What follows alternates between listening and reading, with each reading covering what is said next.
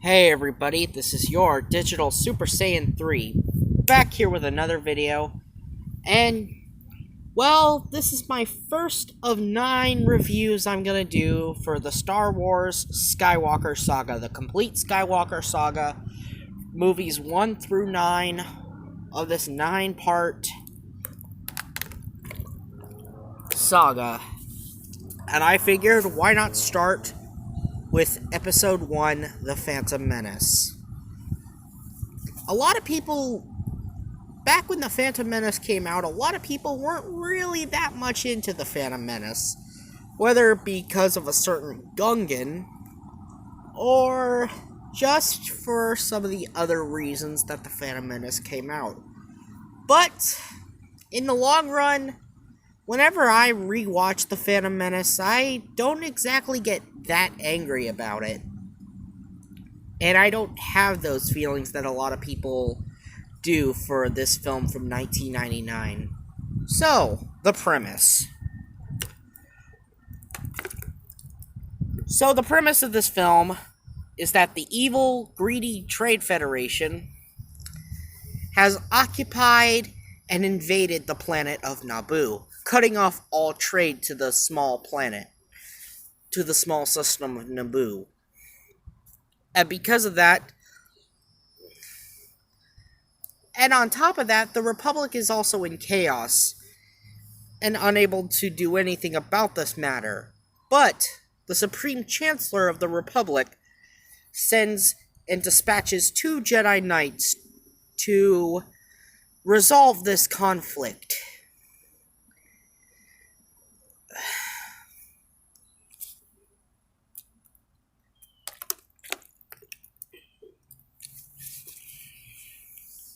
These 2 Jedi Knights are known as Obi-Wan Kenobi, played by Ian McGregor, and, of course, Qui-Gon Jinn, played by Ra's al Ghul himself, Liam Neeson.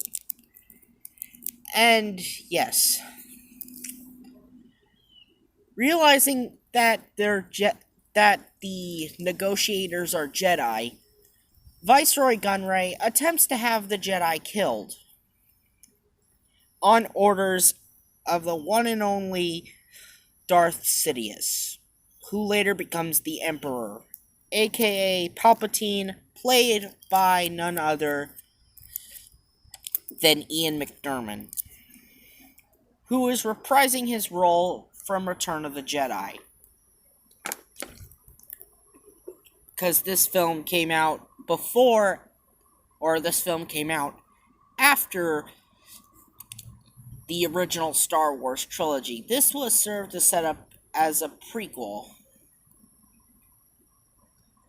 before the events of how the Empire came to be and everything. So, back onto the topic of this video. After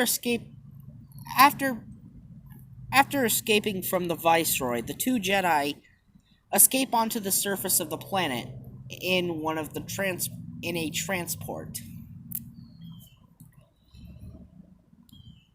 As the droid army of the Trade Federation has begun its descent onto the planet's surface.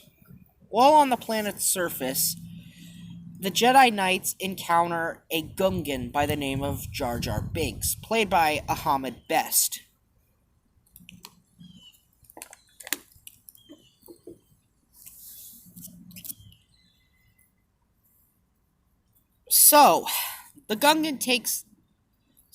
After being indebted to the Jedi after the Jedi rescue him from the droids, Jar Jar takes the Jedi back to the Gungan city. There, using the Jedi mind trick, Qui-Gon Jinn was able to convince the Gungan's leader, Boss Nass, to give the Jedi a transport to take them to the Naboo's city.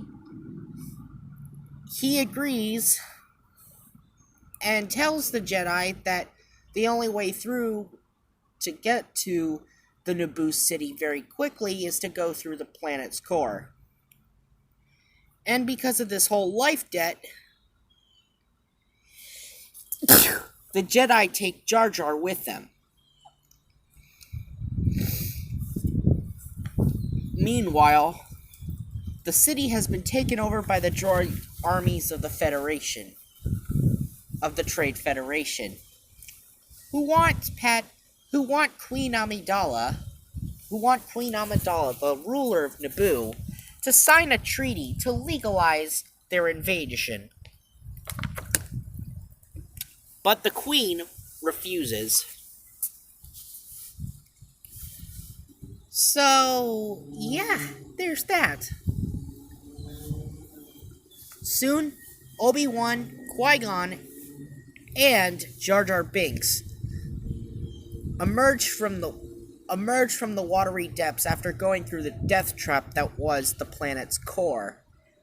After being chased by giant monsters down there, they then rescue the Queen. As the Queen was about to be taken away,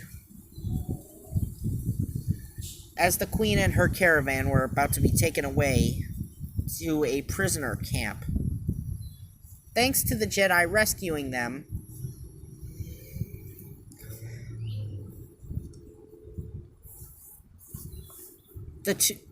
they then decide to attempt to escape the planet of Naboo.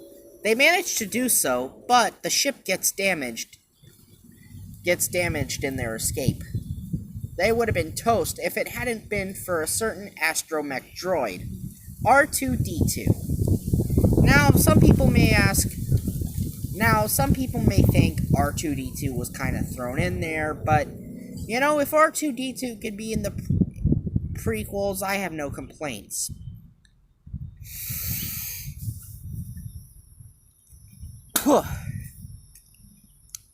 So, the Jedi, along with the Queen, decide that the only way they can repair the ship is by landing on a planet free from the Federation's control. A planet called Tatooine, a desert planet that is controlled by the Hutts.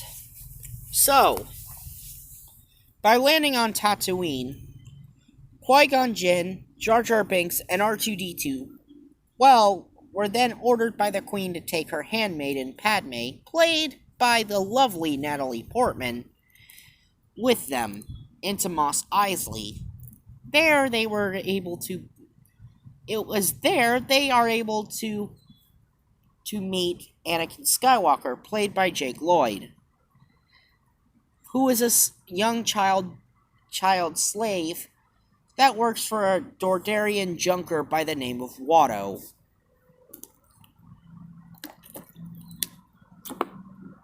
In an attempt to get the parts they need, Qui-Gon tries to use Jedi mind tricks, but Watto wasn't having any of it. He says, "I'm a Dordarian. Mind tricks don't work on me, only money." And because of this, they weren't able to get the parts they need. But Anakin takes our heroes in to give them shelter from the sandstorm that is approaching. So Anakin decides he wants to help his new friends out by helping them win a pod race.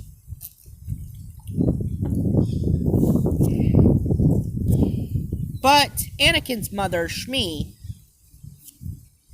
says, "I get worried whenever Watto makes you do it." But Anakin's like, "Watto doesn't have to know." Of course, being the only one who can do this pod race, Anakin is determined to help his new friends, get the money they need for their parts for their ship. And sensing the boy has the Force within him, Qui-Gon Jinn decides to measure the boy's power level, where he had a high midichlorian count.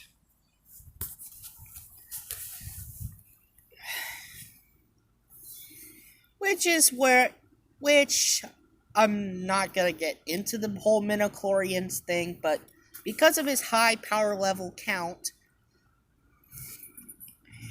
Anakin was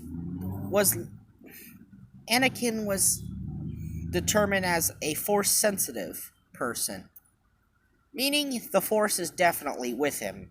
So, at Watto's junk shop the next day, Qui-Gon tells the Doidarian that I have acquired a pod, and my entry feed into the race is my ship. Basically betting his ship. You get the winnings. And yeah, this is the whole greed can be a powerful ally thing. And this is proven true during this whole sequence in the movie. So, with Anakin's new pod, they enter Anakin in a pod race. In this pod race, it's a very cutthroat race. No holds barred races. It's life or death. And one of the main rivals that Anakin has in this race is a guy named Sebulba, who attempted to pummel Jar Jar Binks earlier on in the film after Anakin saved Jar Jar from being pummeled by Sebulba. So, yeah.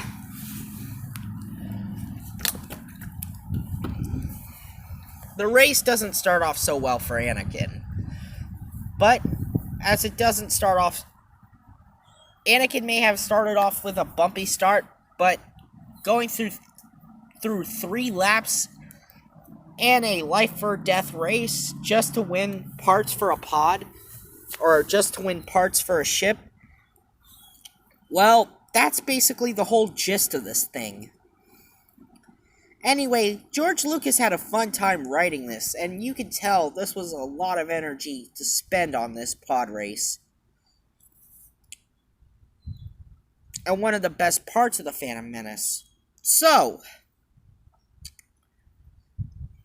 thanks to Anakin's great piloting, he manages to win the pod race and gets the money. And because of this deal, Qui-Gon Jinn was also able to free Anakin from slavery. However, he wasn't able to also free Shmi, because Watto said that, and I quote, "No pod is worth 2 slaves."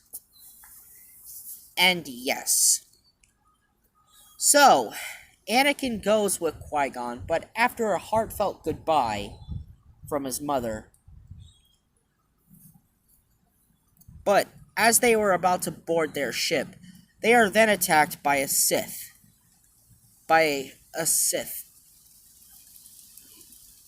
Darth Maul, played by Ray Park. And yes, Maul is the strong, silent type, but, he was actually one of the best parts of this movie. Qui-Gon and Maul had a quick duel. However, it was a standoff once Maul got onto the ship as it was taking off. As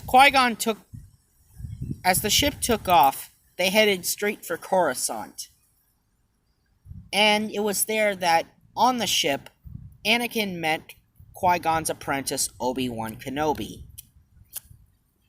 So, the 2 Jedi bring the boy before the Jedi Council after they arrive on Coruscant. And the Council decides to test young Anakin. Sensing that his future could be sensing how clouded his future could be. Meanwhile, in the Senate, Queen Amidala was unsuccessful at basically trying to get the Senate on her side, as most of the Senate had been on the Trade Federation side. And because of this, she basically calls for a vote of no confidence in Chancellor Valorum, the Supreme Chancellor. And because of this, it led Chancellor Palpatine, or it led to Senator Palpatine, not Chancellor Palpatine, Senator Palpatine, as one of the spots of being elected, with 2 other candidates. And yes, don't worry, I'm getting to it. So,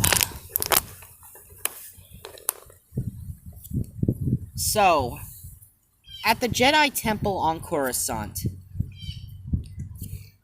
Qui-Gon Jinn tells the Jedi Council that he plans to train the young boy. However, Jedi Masters Yoda and Mace Windu don't exactly see eye to eye with the situation by Master Qui-Gon. Little fun fact that the first Mace Windu action figure, before Mace Windu's lightsaber was ever revealed to be a purple lightsaber, Mace Windu's first action figure in the Phantom Menace had a blue lightsaber. Yeah, this was before his iconic purple lightsaber. So yeah, they originally gave him a blue lightsaber. Very funny, huh? Yep. So, they take Anakin with them back to Naboo, realizing that the Queen might be heading into a trap. The Jedi Order dispatches Obi-Wan and Qui-Gon to finish what they started, so they can take on the Queen's attacker, aka Darth Maul. So, as they are heading back to Naboo, the Queen tells Jar Jar to find the Gungans and recruit them to help them in the fight against the Trade Federation. But since the Gungan city was abandoned, because the Gungans went to their sacred place. And, of course, it was there that, once at the sacred place, Padme revealed herself as the real Queen Amidala, and that the Queen Amidala we met in the film, so far, was actually her bodyguard. Yeah. Her bodyguard was actually filling in for her. And, because of this,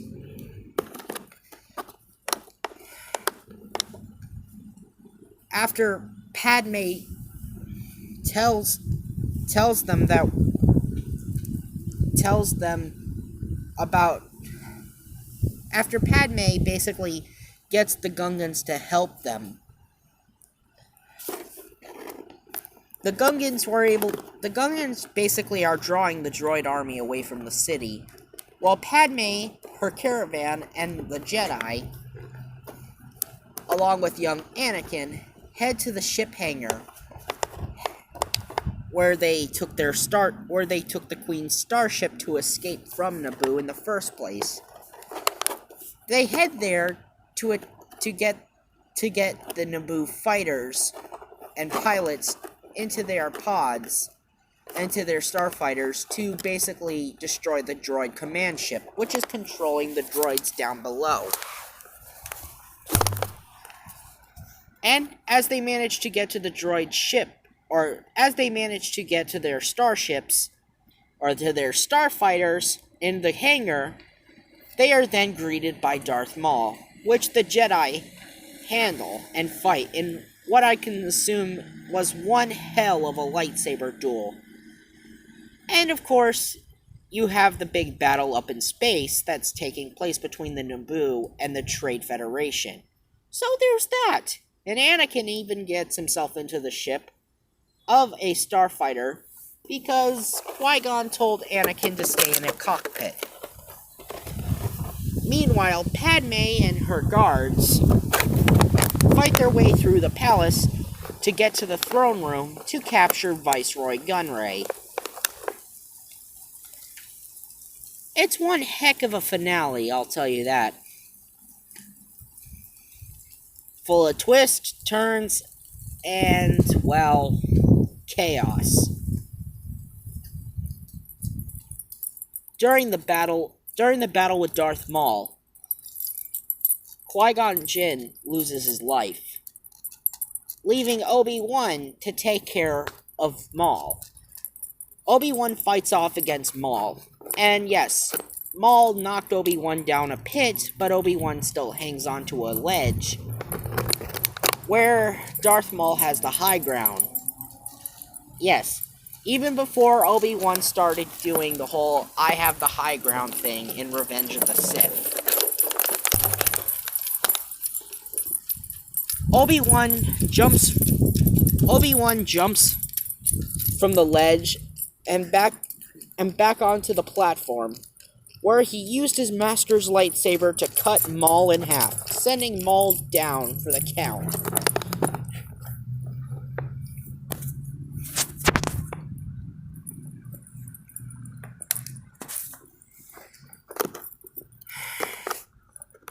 In Qui-Gon's dying words, he tells Obi-Wan, "Train the boy." "Yes, master."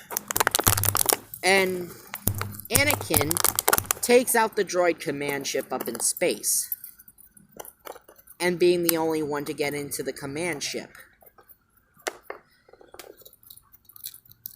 And by doing so, the droids are shut down. Padme and Captain Panaka and the rest of her guards manage to capture the Viceroy. Then, after the battle, she tells the Viceroy, "You have to go back to the Senate and explain things." And, of course, with good news on the way, Senator Palpatine, along with a bunch of Jedi Knights, with the rest of the Jedi, basically tells the Queen his good news, that he is going to become the new Chancellor. And then tells Anakin, "I will be following your career closely, with great interest." Yeah, because he's also secretly Darth Sidious. And of course, that night, a funeral was held for Master Qui-Gon. And of course, Yoda tells Mace Windu that there are always two, a master and an apprentice, when it comes to the Sith. Nothing more, nothing less.